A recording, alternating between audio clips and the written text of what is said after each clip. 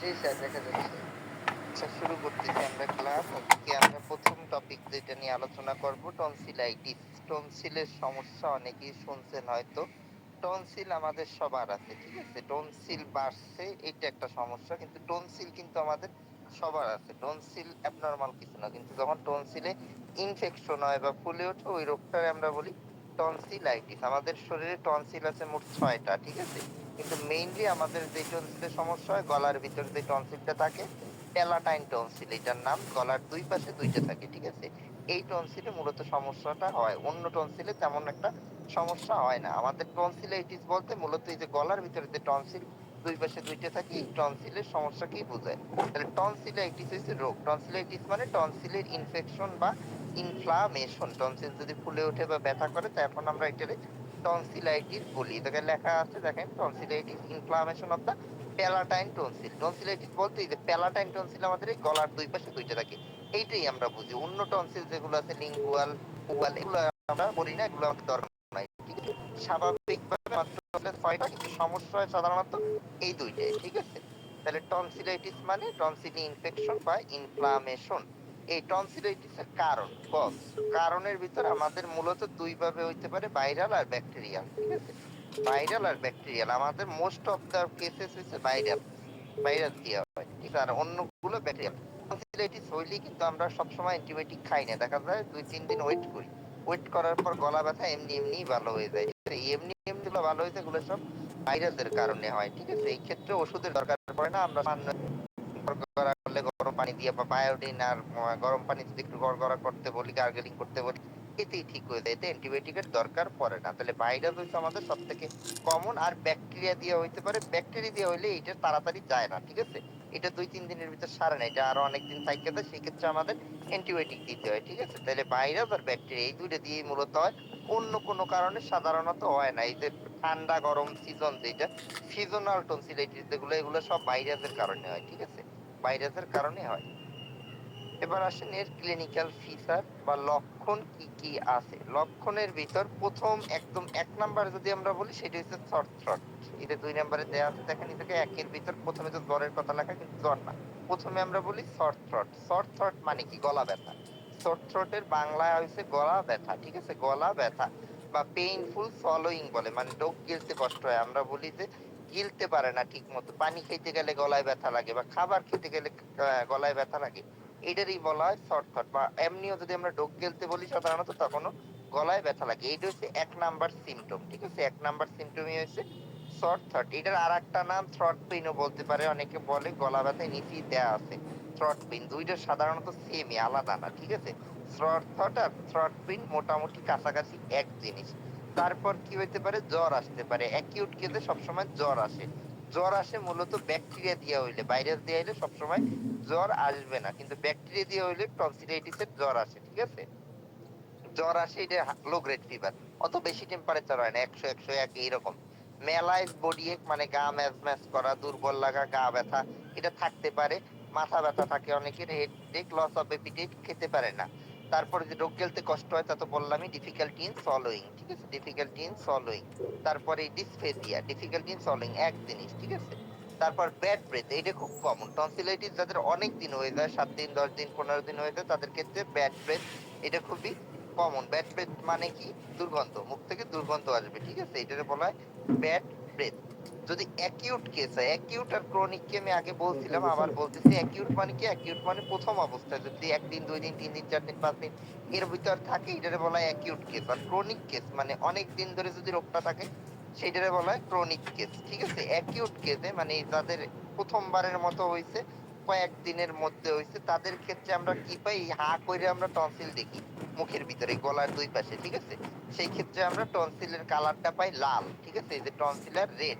সলোইন মানে ফুলে ওঠে। আমরা দেখতে পাই ফুলে ওঠে। ফুলে ওঠে আমরা পেশেন্টের কথা শুনেও বুঝতে পারি। কারণ পেশেন্ট বলে কি যে আমার ঢোক গিলতে কষ্ট হচ্ছে বা গলায় একটু উঁচু লাগতেছে, অস্বস্তি লাগতেছে, ডিসকমফোর্ট লাগতেছে। এটা সলনের কারণে বা সুয়েলিং এর কারণে। ঠিক আছে? আর মাঝে মধ্যে কভারড উইথ ইউলুইশ এক্সুডেট। ইউলুইশ এক্সুডেট মানে অনেকের যদি পুরানো হয়ে যায় ওই টনসিল থেকে পাস বের হয়, ডিসচার্জ বের হয় একটা, যেটার কালার হইছে ইউলো। ঠিক আছে? ইউলো মানে সাদা সাদাটে ভাব, সাদা হলুদ এই ভাবের একটা এক্সুডেট বা পাস বের হয়, ঠিক আছে? তাহলে এটা হচ্ছে অ্যাকিউট কেসের ক্ষেত্রে। অ্যাকিউট কেসের ক্ষেত্রে আমরা এগুলা পাই যে টনসিলের কালারটা পাই লাল, ফুলে ওঠে, আর হইছে পুজ বের হইতে পারে, ঠিক আছে? হলদেটে ভাবের একটা পুজ বের হতে পারে। আর লাস্ট যে ফিচার, ইম্পর্টেন্ট ফিচার, আমাদের লিম্ফ নোডটা বড় হয়ে যায়। লিম্ফের বাংলা হচ্ছে লসিকা, ঠিক আছে? লসিকা, আমাদের বডিতে অনেক লসিকা আছে। এরকম মুখমণ্ডলের যে লসিকা আছে, এটার অ্যান্টেরিয়র সার্ভাইকাল লিম্ফ নোড, আমাদের এই যে এটা কি বলে আপনার মুখমণ্ডলের যে নিচের দিকে থুতনির দিকে আমাদের, ঠিক আছে? থুতনির দিকে লিম্ফ নোড আছে। আমরা এই জায়গায় দইরে দেখি গলার দুই পাশে, বাইরের দিক দিয়ে, ঠিক আছে? থুতনির পাশ দিয়ে গলার দুই পাশে দইরে দেখি যে লিম্ফ নোড নরমাল না বড় হয়ে গেছে। আবার এই জায়গা ধরতে গেলে যদি অ্যাকুইট কেস হয়, টেন্ডার হয়। টেন্ডার মানে ব্যথা, ঠিক আছে? ব্যথা লাগে। তাহলে আমরা বাইরের দিক দিয়ে থুতনির দুই পাশে, গলার দুই পাশে আমরা ধরে দেখি যে এই জায়গায় বড় বড় লাগতেছে কিনা কোনো কিছু। যদি বড় বড় লাগে তাহলে এই লসিকা গুলো ফুলে উঠছে, ঠিক আছে? ফুলে ওঠে প্লাস ব্যথা থাকে। এটা হচ্ছে অ্যাকিউট কেসের ক্ষেত্রে। তাহলে যা বললাম এগুলো সব হচ্ছে অ্যাকিউট কেসের ক্ষেত্রে আমাদের এই সমস্যাগুলো হয়। প্রথমেই গলা ব্যথা দিয়ে শুরু হয়, গলা ব্যথা, তারপর ঢোক গিলতে কষ্ট হয়, খাবার খাইতে কষ্ট হয়, জ্বর আসতে পারে, গা ব্যথা হইতে পারে, মাথা ব্যথা হইতে পারে, মুখের রসে থাকে না, তারপর ব্যাড ব্রেথ, দুর্গন্ধ আসতে পারে, ঠিক আছে? আর টনসিলের আমরা লোকাল এক্সামিনেশন, এই যে ঠা কইরা হেডলাইট দিয়া মুখের ভিতর দেখি টনসিলের কালার লাল হয়ে যায়, ফুলে ওঠে, ইউলুশ এক্সুডেট আসতে পারে, মানে পাস আসতে পারে, আর লিম্ফ নোডটা বড় হয়ে যায়, ঠিক আছে? তারপর আসেন এর ট্রিটমেন্টের আগে একটু কথা বলি। ইনভেস্টিগেশন, এদিকে ইনভেস্টিগেশন নাই, মানে পরীক্ষা আমরা কনফার্ম হবো কি করে?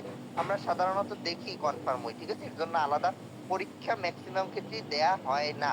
আর যদি পরীক্ষা দিতে চাই আমরা একটা সিবিসি করাই। আর অনেক সময় এই যে গলার ভিতর দিয়ে বললাম না পাস আসতেছে একটা হলদেটে কালারের, এই পাসের আমরা অনেক সময় কালচার করতে দিই, ঠিক আছে? কারণ এটার ভিতরে ব্যাকটেরিয়া আছে কিনা এটা দেখার জন্য কালচার করতে দিই। তাহলে এই পাসের কালচার করা যায়। আর একটা সিবিসি করি, আমরা অবশ্যই একটা সিবিসি করি। এ বাদে আমরা তেমন কোনো পরীক্ষা টনসিলাইটিসে করি না। এবার আসেন ট্রিটমেন্টে, কমপ্লিকেশন পরে বলতেছি। ট্রিটমেন্ট কি করণীয়? ট্রিটমেন্ট এই অ্যাকিউট কেসের ক্ষেত্রে, এটা অ্যাকিউট কেস বললাম, প্রথমবারের 1-2 দিনের টনসিলাইটিস বা 3-4 দিন, এর ক্ষেত্রে আমরা কি কি ট্রিটমেন্ট দিব? ট্রিটমেন্টের ক্ষেত্রে আমরা 3 দিন ক্রস করে গেলে বা 2-3 দিন ক্রস করে গেলে অ্যান্টিবায়োটিক শুরু করি, ঠিক আছে? সেই ক্ষেত্রে আর ওয়েট করব না, অবশ্যই অ্যান্টিবায়োটিক শুরু করব। অ্যান্টিবায়োটিকের ক্ষেত্রে আমাদের সবথেকে বেশি ইউজ করা হয় কোনগুলো? আমরা এখন বর্তমানে ইউজ করি সেফিউরক্সিল ক্লাবুলোনিক অ্যাসিডের যে কম্বিনেশন, এটি আমাদের বেশি ইউজ করা হয়, ঠিক আছে?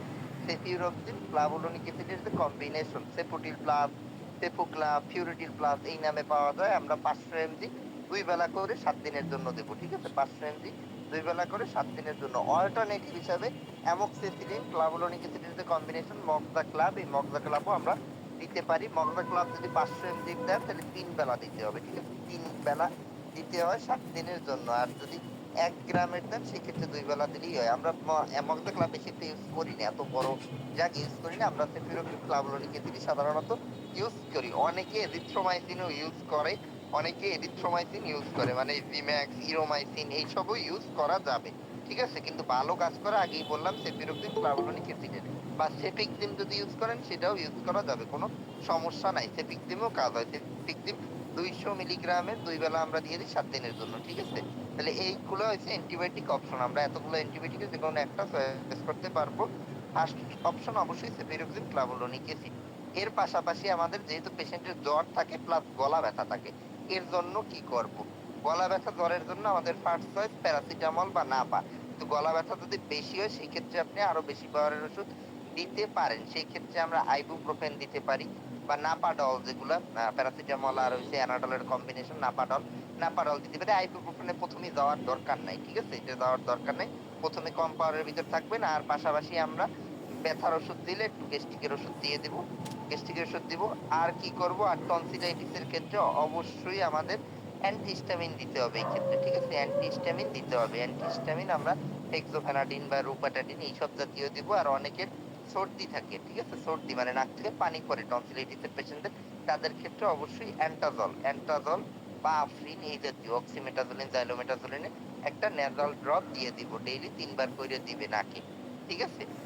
আর কিছু উপদেশ দিতে হবে। উপদেশের ভিতর আমরা বলি যে গরম জল দিয়ে গার্গেলিং করতে, গরম জলের ভিতরে একটু লবণ দিয়ে গার্গেলিং করতে, অথবা গরম জলের সাথে একটু বায়োডিন মিশিয়ে গার্গেলিং করতে, ঠিক আছে? আগে তো লবণ ইউজ হইতো, এখন আমরা অনেক সময় বায়োডিনের কথা বলি, ঠিক আছে? বায়োডিন 2 চামচ বায়োডিন দিয়ে হাফ গ্লাসের ভিতর গার্গেলিং করতে বলি। এই হচ্ছে অ্যাকিউটের ট্রিটমেন্ট, ঠিক আছে? অ্যাকিউটে আমরা এগুলো ইউজ করি। অ্যান্টিবায়োটিক 3 দিন ক্রস করলে দিবেন, 3 দিনের আগে দেওয়ার দরকার নাই। 3 দিনের আগে জাস্ট উপদেশ যেগুলো এগুলো ফলো করবেন। ব্যথার জন্য প্যারাসিটামল, গার্গেলিং এইসব।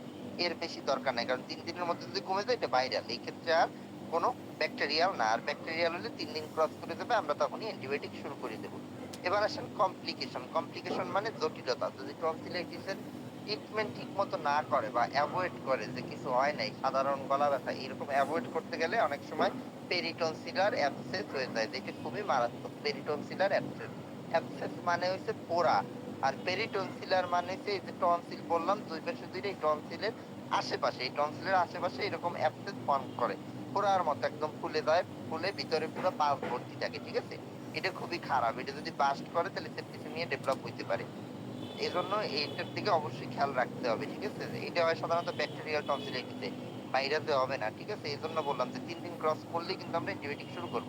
এর বেশি ওয়েট করা যাবে না, তখন কিন্তু আবার তাহলে পেরিটনসিলার অ্যাবসেস হয়ে যাইতে পারে। এছাড়াও সাইনোসাইটিস হইতে পারে, অটাইটিস মিডিয়া হইতে পারে। ঠিক আছে, হইতে পারে এগুলা। আর অনেক সময় রিউমাটিক ফিভার, অ্যাকিউট গ্লোমেরুলারনেফ্রাইটিস এটা লাগবে না। ঠিক আছে, এটা এত কঠিন লাগবে না। তাহলে অ্যাকিউট টনসিলাইটিস হচ্ছে এইটা। এবার আসেন ক্রনিক টনসিলাইটিস।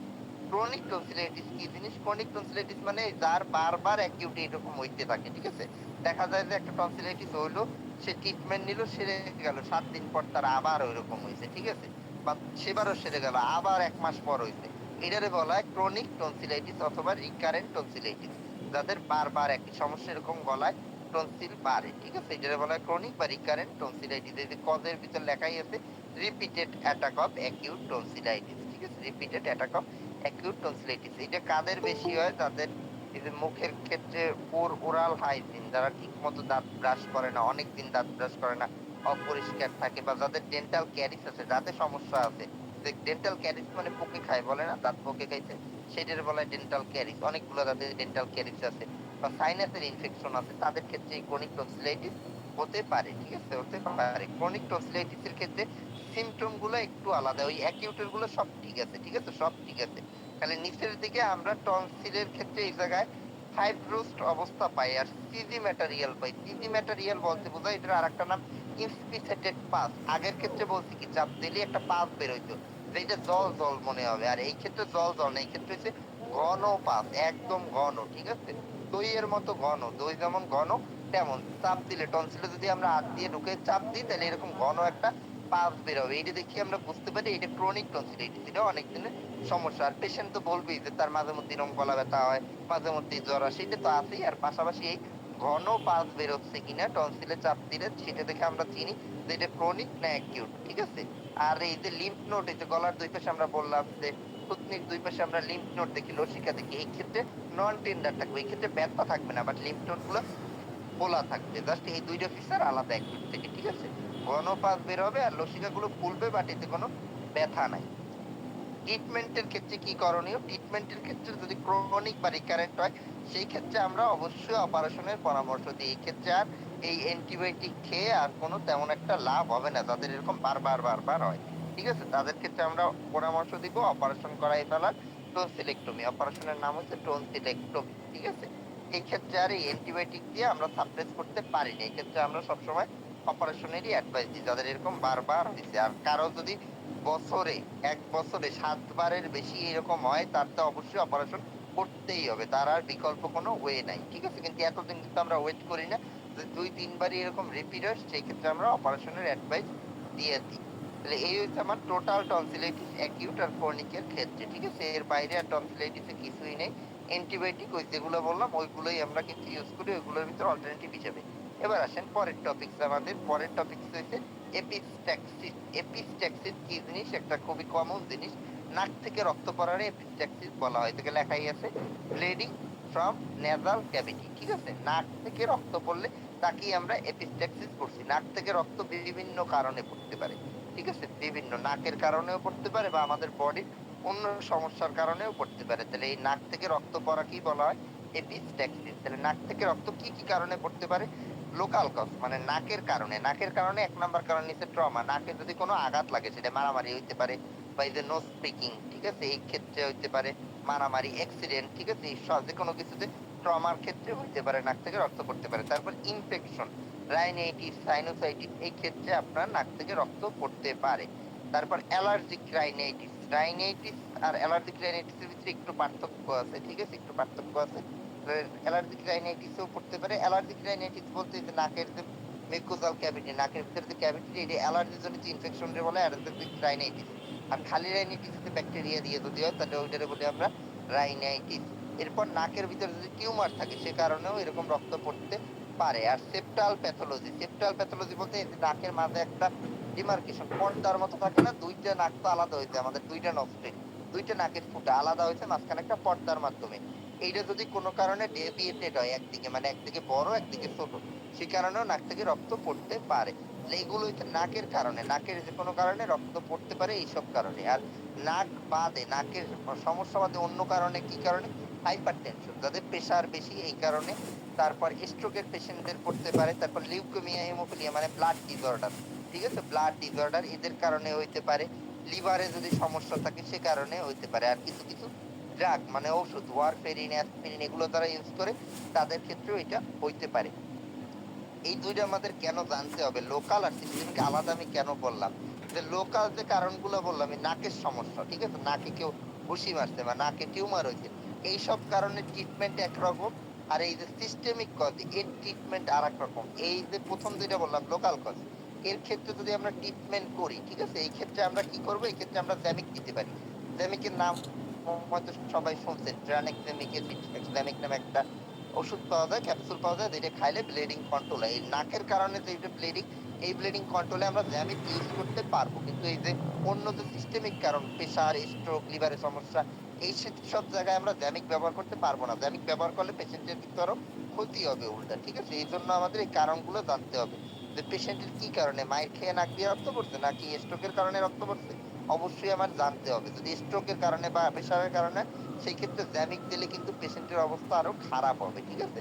মানে জ্যামিকের কাজ হচ্ছে রক্ত জমাট বাঁধানো। ধরেন কারো স্ট্রোক করলো, স্ট্রোক করলে আমাদের কি মস্তিষ্কে রক্তক্ষরণ হয়, এবার তার জ্যামিক খাওয়াই দিলেন, তাইলে মস্তিষ্কে রক্তক্ষরণের পেশেন্টে যদি আপনি জ্যামিক দেন, তার মস্তিষ্কের ভিতরে ওই রক্তগুলো জমাট বেঁধে যাবে। জমাট বেঁধে গেলে পেশেন্টের অবস্থা আরো খারাপ হবে। ওই পেশেন্টের অপারেশন ছাড়া বাঁচানোর আর কোনো ওয়ে নাই, ঠিক আছে?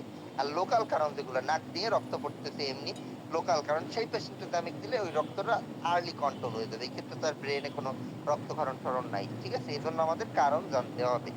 এবার আসেন যে আমরা ম্যানেজ কিভাবে করবো। এই যে এপিস্ট্যাক্সিসের ট্রিটমেন্ট তো আমি শর্টে বললাম, তারও লং ট্রিটমেন্ট আছে। কিভাবে আমরা ম্যানেজ করবো? ইমিডিয়েটলি কি করবো? ইমিডিয়েটলি যদি নাক থেকে রক্ত পড়ে, পেশেন্টরা অবশ্যই হয়েছে বসাই দিতে হবে, শোয়ানো যাবে না, ঠিক আছে? শোয়াই গেলে কিন্তু রক্ত যে ভিতরে, মুখের ভিতর দিয়ে লাঙে চলে যেতে পারে, অনেক সময় ফুসফুসে চলে যায়। এজন্য পেশেন্টরা অবশ্যই ফরওয়ার্ড বেন্ডিং মানে সামনের দিকে ঝুঁকে বসাই দেবো, ঠিক আছে? যাতে রক্ত নাক দিয়ে নিচে পড়ে, ভিতরে না যাইতে পারে, ঠিক আছে? না, আর তারপর আমরা কোল্ড কম্প্রেস করতে পারি, ঠান্ডা শ্যাক দিতে পারি, ঠিক আছে? ঠান্ডা শ্যাক দিতে পারি। তারপর মুখের ভিতর যদি রক্ত কোনো কারণে যায়, সেটারে আমরা বমি করে ফালাই দিতে পারি বা থুথু দিয়ে ফালাই দিতে পারি, যেভাবে হোক ফালাই দিব। আর অবশ্যই তার ভাইটালস, ভাইটালস বলতে ব্লাড প্রেশার আর পালস আমরা মনিটর করবো, যে ব্লাড প্রেশার ঠিক আছে কিনা, পালস ঠিক আছে কিনা। যদি বেশি রক্ত বেরোয় তাহলে কিন্তু ব্লাড প্রেশার ফল করতে পারে। এজন্য আমরা ব্লাড প্রেশার আর পালসটা খেয়াল করবো। এরপর আমরা ট্রিটমেন্ট, মেইন ট্রিটমেন্টে দিব। নাকে আমরা লোকাল ভ্যাসোকনস্ট্রিক্টর দিতে পারি, ওই যে বললাম নেজাল ড্রপ যেগুলো, অক্সিমেটাজোলিন, জাইলোমেটাজোলিন, এই নেজাল ড্রপ গুলো দিয়ে দিব। আর অ্যাড্রেনালিন আমরা অনেক সময় হচ্ছে ব্যান্ডেজের মতো পেঁচাই নাকের ভিতরে আস্তে গুজে দিই, ঠিক আছে? অ্যাড্রেনালিন দিলে কন্ট্রোল তাড়াতাড়ি হয়ে যায়, যদি গুজে দিয়ে দেওয়া যায়।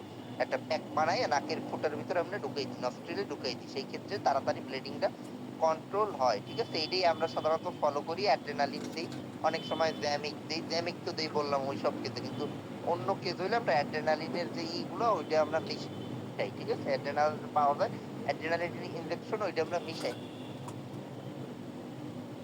মিশাইয়ে আমরা নাকের ভিতর গুঁজে দিই। এটা নেজাল প্যাক বলা হয়, যে পরেই আছে নেজাল প্যাকিং, ঠিক আছে? এই নেজাল প্যাক আমরা দিয়ে দিলে ব্লিডিংটা তাড়াতাড়ি কন্ট্রোল হয়। আর এতেও যদি কাজ নয় তাহলে আমাদের অপারেশন থিয়েটারে নিয়ে যেতে হবে, কটারি করবো, ঠিক আছে? কটারি যে মেশিন, কটারি মেশিন দিয়ে, কটারি মেশিন বা সুচার দেওয়া লাগবে, যে জায়গায় ব্লিডিং হচ্ছে ওই জায়গা দিয়ে আমরা লাইগেট।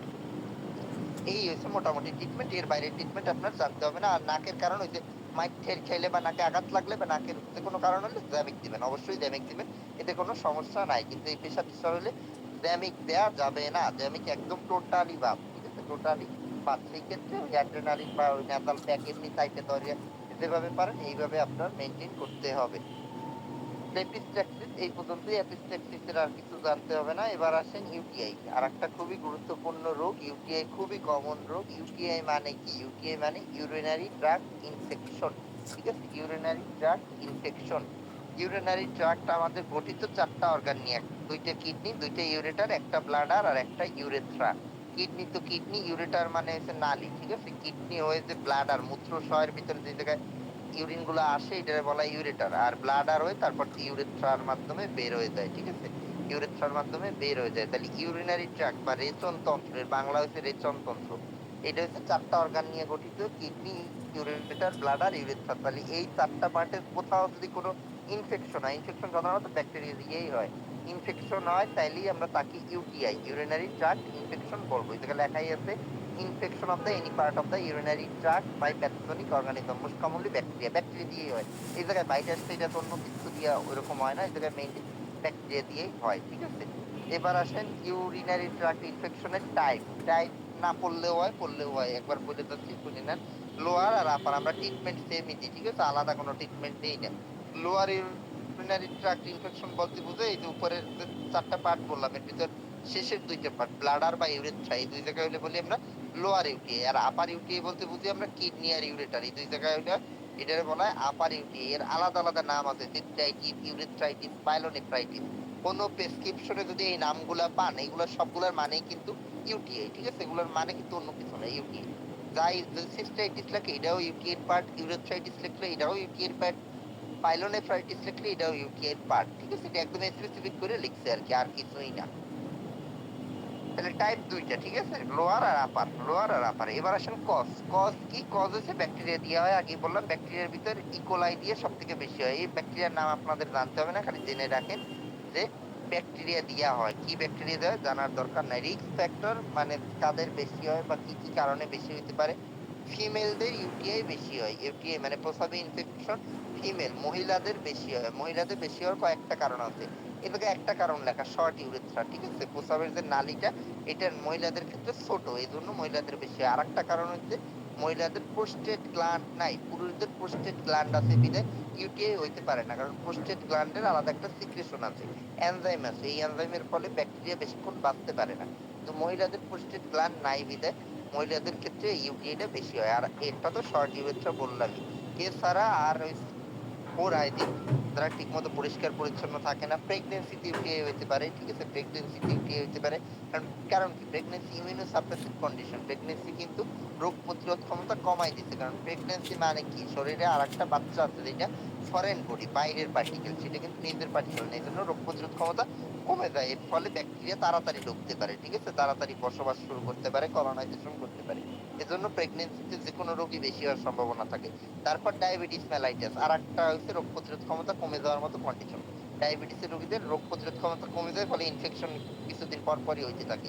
এর ফলে ডায়াবেটিসের রোগীদের ইউটিআই হওয়ার সম্ভাবনা বেড়ে যায়। আর এছাড়া ক্যাথেটারাইজেশন যাদের করা হয়, ক্যাথেটার মানে হচ্ছে প্রস্রাবের রাস্তায় যে নল দেওয়া, ঠিক আছে, নলের মাধ্যমে যে প্রস্রাব করাই আমরা, এই ক্যাথেটারাইজেশন। তারপর ইউরিনারি অবস্ট্রাকশন যদি কোনো কারণে থাকে, যেমন বিপিএস, পুরুষদের একটা রোগ, প্রোস্টেট গ্ল্যান্ড বড় হয়ে গেছে বলে না, সেই বিপিএস এর ক্ষেত্রে ইউটিআই হইতে পারে। আবার অনেকের হয়েছে স্টোন, পাথর থাকে, ঠিক আছে, প্রস্রাবের রাস্তায় পাথর, তাদের ক্ষেত্রে বারবার ইউটিআই হইতে পারে। তাহলে এইগুলো হচ্ছে আমাদের রিস্ক ফ্যাক্টর। আর বিশেষত মহিলাদের কিন্তু বেশি হয়, এটা অবশ্যই মনে রাখবেন। পুরুষদের খুবই কম হয়, ঠিক আছে, খুবই কম হয়। এবার আসেন ক্লিনিক্যাল ফিচার। ক্লিনিক্যাল ফিচার এরকম আলাদা মনে রাখতে হবে না, একবারে খালি ক্লিনিক্যাল ফিচার মনে রাখবেন। 1 নাম্বার ক্লিনিক্যাল ফিচার বার্নিং মিক্সুরেশন বা বার্নিং ইউরিনেশন, ঠিক আছে। এক কথায় মিক্সুরেশন আর ইউরিনেশন মানে প্রস্রাব করার পদ্ধতিকে বলা হয় মিক্সুরেশন বা ইউরিনেশন, ঠিক আছে। তাহলে বার্নিং মিক্সুরেশন মানে কি? প্রস্রাবে জ্বালা পোড়া করা। এইটা বললে মোটামুটি ইউটিআই 90% কনফার্ম ধরে নেবেন, ঠিক আছে। প্রস্রাবে জ্বালা পোড়া যদি বলে পেশেন্ট, 90% কনফার্ম, ঠিক আছে, 90% কনফার্ম। এছাড়া আর কি বলতে পারে? এইটার ভালো নামই ডিজিউরিয়া, ঠিক আছে। প্রস্রাবের রাস্তায় জ্বালা পোড়া করারই ডিজিউরিয়া বলে আমরা মেডিকেলের ভাষায়। এছাড়া আর ফ্রিকোয়েন্সি আর্জেন্সি। ফ্রিকোয়েন্সি মানে কি? প্রস্রাব ধরে রাখতে পারে না, ঠিক আছে, হঠাৎ হঠাৎ প্রস্রাব চাপে, এটারে বলা হয় ফ্রিকোয়েন্সি এন্ড আর্জেন্সি। প্রস্রাবের বেগ আসে, তাড়াতাড়ি ধরে রাখতে পারেন না, ঠিক আছে। আর বারবার আসে, ফ্রিকোয়েন্সি ইনক্রিজ হয়। প্রস্রাব যদি একদিনে কেউ 5 বার করে, ইউটি এর সময় ওইটা হয়ে যাবে 10 বার। পরিমাণে আবার কমে যাবে, ঠিক আছে, পরিমাণে কমে যাবে। এটারে বলা হয় ইনক্রিজ ফ্রিকোয়েন্সি এন্ড আর্জেন্সি। তারপর হচ্ছে লোয়ার অ্যাবডোমিনাল পেইন, যার আর একটা নাম সুপ্রাপিউবিক পেইন। লোয়ার অ্যাবডোমিনাল পেইন মনে রাখবেন, তাইলেই হবে তলপেটে ব্যথা, ঠিক আছে? তলপেটে ব্যথা। এছাড়া জ্বর আসতে পারে, ঠিক আছে? জ্বর আসতে পারে পেশেন্টের যদি প্রস্রাবে ইনফেকশনের মাত্রা অনেক বেশি হয়, সেক্ষেত্রে জ্বর আসে কাঁপুনি দিয়ে, মানে হচ্ছে কাঁপুনি দিয়ে জ্বর আসা, ঠিক আছে? নাউসিয়া ভমিটিং থাকতে পারে, মুখে রুচি কমে যাইতে পারে। এছাড়া আর একটা গুরুত্বপূর্ণ টপিক, ইম্পর্টেন্ট কথা হচ্ছে ফাউল স্মেলিং ইউরিন। প্রস্রাব থেকে দুর্গন্ধ আসে যদি ইউটিআই এর ইউটিআইতে অর্গানিজম মানে ব্যাকটেরিয়ার পরিমাণ অনেক বেশি হয়ে যায়, সেই ক্ষেত্রে প্রস্রাব থেকে দুর্গন্ধ আসে, যেটা বলা হয় ফাউল স্মেলিং ইউরিন। আর প্রস্রাবের কালার তো আমাদের ক্লিয়ার, এই ক্ষেত্রে টার্বিড বা ক্লাউডি হয়ে যায়, ঠিক আছে? ক্লাউডি মানে কি, মেঘ করারে আমরা বলি ক্লাউড, তেমন এই থেকে ক্লাউডি মানে হয়ে গেছে একদম হইছে মেঘের মতো, ঠিক আছে? অস্পষ্ট অস্পষ্ট গোলা আর কি। বাংলা ভাষায় যদি বলি গোলা, নদীর পানি যেমন গোলা, ওইরকম গোলা হয়ে যায়, এই জায়গায় আর ক্লিয়ার থাকে না, ঠিক আছে? আমরা খাবার খাই হচ্ছে ক্লিয়ার পানি, আর নদীর পানি দেখবেন গোলা, তাহলে এই ক্ষেত্রে প্রস্রাবের অবস্থা এরকম গোলাটে হয়ে যাবে, এটাকে বলা হয় ক্লাউডি। ক্লাউডি, তাহলে এইগুলো হচ্ছে আমাদের মেইন ফিচার। কিন্তু এত ফিচারের পরও যদি কিচ্ছু না থাকে, জাস্ট পেশেন্টের বার্নিং মিক্সুরেশন থাকে, প্রস্রাবে জ্বালা পোড়া, তাইলেও 90% কেসে এটা ইউটিআই হিসেবেই ট্রিটমেন্ট করবেন। এই ক্ষেত্রে অনেক সময় আমরা পরীক্ষার বর্ষায়ও বলবো না, এই ক্ষেত্রে আমরা অবশ্যই ইউটিআই হিসেবে ট্রিটমেন্ট করব, ঠিক আছে? এবার আসেন পরীক্ষা আমরা কি কি দিব। একটা পরীক্ষা করাইতেই হবে, যদি কিছু না করেন ইউরিনের আরই, ঠিক আছে? আরই বা আরএমই যা বলেন, দুইটি correct. Urine routine microscopic examination, অনেকে আরএ দিয়ে লেখে, অনেকে আরএমই দিয়ে লেখে, ঠিক আছে? এটা করাইতে হবে। এটা করাই আপনারা দেখবেন কি, দেখবেন হচ্ছে এটার ভিতরে অনেকগুলো পয়েন্ট আছে। একটা পয়েন্ট হচ্ছে থেকে থাকে পাঁচ সেল নামে, পাঁচ সেল। এই পাঁচ সেল যদি পাঁচ 5 অর মোর হয়, ঠিক আছে? 5 বা তার বেশি হয়, তাহলে এটাকে ইউটিআই হিসেবে আমরা একদম ডায়াগনোসিস করতে পারবো, ঠিক আছে? রিপোর্টে আমরা দেখবো পাঁচ সেল, পাঁচ সেল কয়টা আছে। পাঁচ সেল যদি 5 বা তার বেশি হয়, ঠিক আছে? 5টা বা তার বেশি হয়, তাইলে সেই ইউটিআই একদম কনফার্ম ডায়াগনোসিস।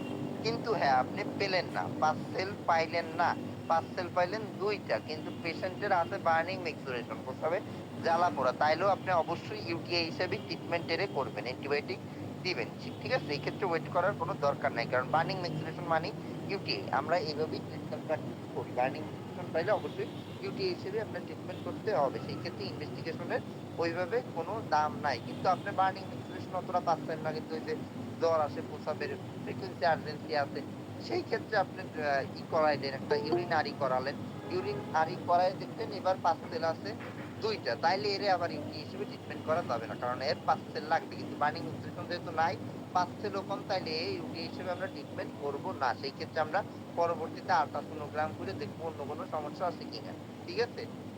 তাহলে ইম্পর্টেন্ট হচ্ছে বার্নিং মিক্সুরেশন আছে কিনা।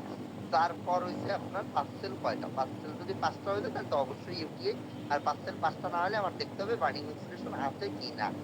গেল। আর এর বাদে আমরা কি টেস্ট করতে পারি, সিবিসি করতে পারি, ঠিক আছে? সিবিসি করতে পারি, আর ইউরিনের কালচার করতে পারি, সিএস করতে পারি, ঠিক আছে? ইউরিনের culture and CBC, urine CS করে মূলত আমরা ব্যাকটেরিয়া দেখি যে কোন ব্যাকটেরিয়া দিয়ে হইছে, ঠিক আছে? এটা করতে পারি। আর কিছুতে যদি পজিটিভ ফাইন্ডিং না পাই, কিন্তু পেশেন্টের এরকম কষ্ট হচ্ছে, সেই ক্ষেত্রে আমরা আল্ট্রাসোনোগ্রাম করে দেখবো, পেটের আল্ট্রাসোনোগ্রাম, লোয়ার অ্যাবডোমেন বা হোল অ্যাবডোমেন করে দেখবো যে পেশেন্টের অন্য কোনো সমস্যা আছে কিনা, অন্য কোনো সমস্যার জন্য এরকম হচ্ছে কিনা। এবার আসে ট্রিটমেন্ট। ট্রিটমেন্ট আমরা কিভাবে করতে পারি। ট্রিটমেন্টের ক্ষেত্রে অ্যান্টিবায়োটিক দিতে হবে। আগে বলছি যে অ্যান্টিবায়োটিকের বিকল্প কোনো নাই। অন্য কোনো কিছু দিয়ে ইউটিআই কমাতে পারবেন না। ব্যথার ওষুধ বা অন্য যে কোনো কিছু দিয়ে কিন্তু এই ইউটিআই কমবে না। এক্ষেত্রে অবশ্যই অ্যান্টিবায়োটিক দিতে হবে। অ্যান্টিবায়োটিক কি চয়েস করবেন? অ্যান্টিবায়োটিক আমাদের আগে ফার্স্ট চয়েস ছিল নাইট্রোফিউরানটোইন, নিনটোইন নামে পাওয়া যাইতো, ঠিক আছে? নিনটোইন। কিন্তু এইটা দিলে দেখা যাচ্ছে বর্তমানে পেশেন্টের এরকম আউটকামটা খুব একটা ভালো হচ্ছে না, ব্যাকটেরিয়াল রেজিস্ট্যান্স ডেভেলপ করছে। এই জন্য আমরা নিনটোইনটা ওইভাবে এখন কম দেই, ঠিক আছে? দেই কিন্তু কম দেই। আমাদের ফার্স্ট চয়েস এই ক্ষেত্রেও সেফিউরোক্সিন ক্লাভুলোনিক অ্যাসিডের কম্বিনেশন, ঠিক আছে? সেফিউরোক্সিন ক্লাভুলোনিক অ্যাসিডের কম্বিনেশন, সেফুটিন প্লাস বা পিরুটিন প্লাস বা সেফাক্লাভ, এই জাতীয় ওষুধ আমরা দিব 7 দিনের জন্য 500 মিলিগ্রাম 2 বেলা। আর যদি কেউ নিনটোইন দিতে চান, সেক্ষেত্রে আমরা নিনটোইন দিলে দিতে হবে 4 বেলা, আর যদি নিনটোইন এসআর দেন তাহলে দিতে হবে 2 বেলা, ঠিক আছে? 2 বেলা। আর নিনটোইন এসআর বা নিনটোইন ড্রাই দেন, এটা আমরা 14 দিনের জন্য দিই, ঠিক আছে? 7 থেকে 14 দিন। আগেই বলছি যে এটার ইফেক্টিভনেস কমে গেছে আমাদের, এজন্য 7 দিন দিলে অনেকের ভালো হয় না, এই জন্য অনেকের 14 দিন পর্যন্ত দেয়া লাগতে পারে। আর নিনটোইন দিলে বললাম 4 বেলা ডোজটা, নিনটোইন এসআর দিলে 2 বেলা, ঠিক আছে? 2 বেলা। আর অল্টারনেটিভ হিসেবে বললাম ক্লাবুলনিক অ্যাসিড, এটাই আমরা বেশি প্র্যাকটিস করি বর্তমানে। এ বাদে আর কি দিবেন, এ বাদে আমাদের পেশেন্টে ব্যথার জন্য একটু নাপা দিয়ে দিবেন। নাপা বাদে অন্য কোনো ওষুধ এই জায়গায় দরকার নাই, ঠিক আছে। প্যারাসিটামল জ্বর আসলে বা ব্যথার জন্য একটু প্যারাসিটামল দিলেই এই জায়গায় এই ব্যথাটা কমে যাবে, এই জায়গায় আলাদা লাগবে না। আর যে ব্যথা লোয়ার অ্যাবডোমিনাল পেইনের কথা যদি বেশি বলে, যে লোয়ার তলপেটে ব্যথা, সেই ক্ষেত্রে আপনি দিবেন, অ্যালজিন দিবেন, ঠিক আছে। অ্যালজিন, ডাইমোনিয়াম মিথাইল সালফেট, ঠিক আছে। ডাইমোনিয়াম মিথাইল সালফেট, যে তলপেটের ব্যথা এই জন্য। আর জ্বরের জন্য বা নর্মাল অল্প ব্যথার জন্য প্যারাসিটামল এনাফ, এর বেশি কিছু দরকার নাই। আর পেশেন্টের কিছু উপদেশ দিতে হবে। পেশেন্টের কি উপদেশ দিবেন? পানি বেশি খাইতে বলার উপদেশ দিতে হবে। ইউটিআই হওয়ার অন্য একটা কারণ হচ্ছে পানি খায় না পেশেন্ট, ঠিক আছে, জল কম খায়, এই জন্য পেশেন্টে বলে দিতে হবে পানি খাইতে। এই ক্ষেত্রে একদম গ্লাস আকারে বলে দিবেন যে ডেইলি 12 থেকে 15 গ্লাস পানি খাবেন, ঠিক আছে, 12 থেকে 15 গ্লাস। আমাদের নর্মালি পানি খেতে হয় একদিনে মিনিমাম 10 থেকে 12 গ্লাস। তাহলে এই পেশেন্টের আমরা একটু বেশি খেতে বলবো, এই জন্য বলবো 12 থেকে 15 গ্লাস পানি খাবে। আর প্রস্রাব চেপে রাখা যাবে না, এই উপদেশটা দিতে হবে পেশেন্টের অবশ্যই, ঠিক আছে। প্রস্রাব চেপে রাখা যাবে না, প্লাস পানি খেতে হবে। আর যাদের এরকম বারবার ইউটিআই, প্রথমবার হয়ে গেল সেরে গেল, আবার ইউটিআই হয়েছে, সেই ক্ষেত্রে অ্যান্টিবায়োটিক তো দিবেনই, সাথে আর একটা ওষুধ অ্যাড করে দেবেন, সাইট্রাকে নামে একটা সিরাপ পাওয়া যায়, ঠিক আছে। পটাশিয়াম সাইট্রেট আর সাইট্রিক অ্যাসিডের কম্বিনেশন, সাইট্রাকে, এই সাইট্রিকাটা অ্যাড করে দেবেন। যদি দ্বিতীয় বা তৃতীয়বার হয়, সাইট্রাকে 10 ml 1 গ্লাস পানিতে মিশাবে, 1 গ্লাস পানিতে মিশিয়ে 3 বেলা খাবে, ঠিক আছে। 3 বেলা খাবে, এরকম 5 দিন খাবে। এটা হচ্ছে দ্বিতীয় বা তৃতীয়বার হলে সেই ক্ষেত্রে আমরা প্রথমবার দেওয়ার দরকার নাই এই ওষুধটা।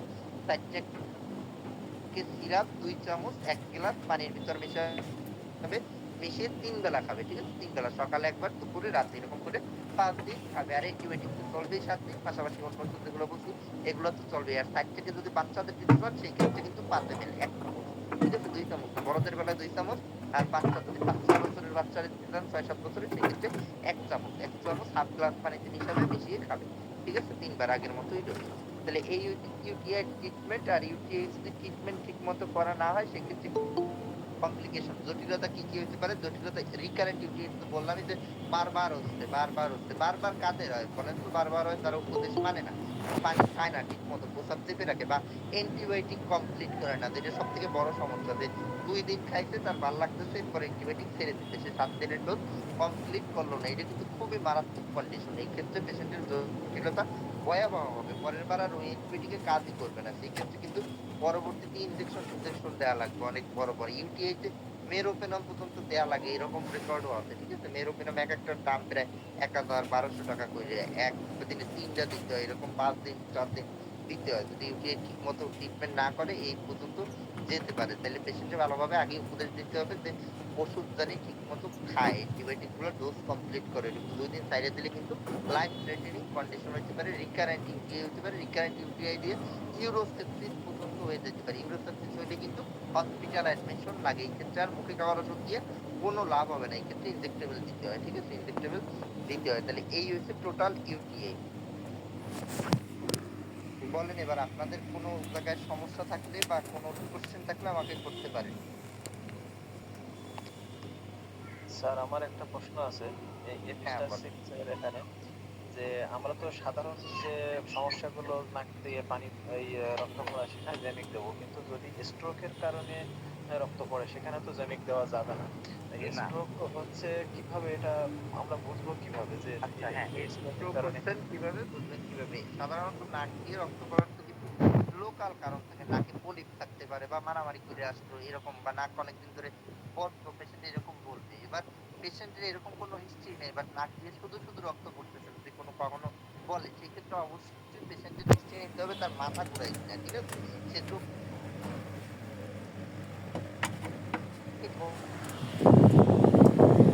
বমি করছে কিনা, এই 3টা বিষয় অবশ্যই পেশেন্ট থেকে শুনবেন। পাশাপাশি পেশেন্টের ব্লাড প্রেশারের হিস্ট্রি নেবেন, সে প্রেশারের কোনো ওষুধ খায় কিনা বা প্রেশার বেশি কিনা, এইগুলো শুনে বুঝতে পারবেন। যদি থাকে এগুলো পজিটিভ, তাই মনে করবেন এটা স্ট্রোকের কারণে, এটা অন্য কারণে না, ঠিক আছে। সেই ক্ষেত্রে ব্যথাটা যেগুলো, সেই ক্ষেত্রে হচ্ছে তার গজ, যদি অ্যাড্রেনালিন না পান কোনো সমস্যা নেই, তার গজ পেঁচাইয়ে নাকের ভিতরে ঢুকাই দিবেন, খোলাই ঢুকাই খোলাই একটু প্রেশার দিয়ে রাখবেন, দেখবেন এটা কন্ট্রোলে আসবে। তারপর তারে আপনি ভালো জায়গায় রেফার করে দেন বা ডাক্তার দেখাই দিবেন তারপর, আর ঠিক আছে। মালের একটা কাম ঠিক আছে স্যার, থ্যাংক ইউ স্যার। হ্যাঁ বিয়ার দিকে কইছি ভাই ফোন দিয়ে কইছি কয়েকদিন তুমি যেজাক নাম থেকে হয়নি ভাই আব্দুল্লাহ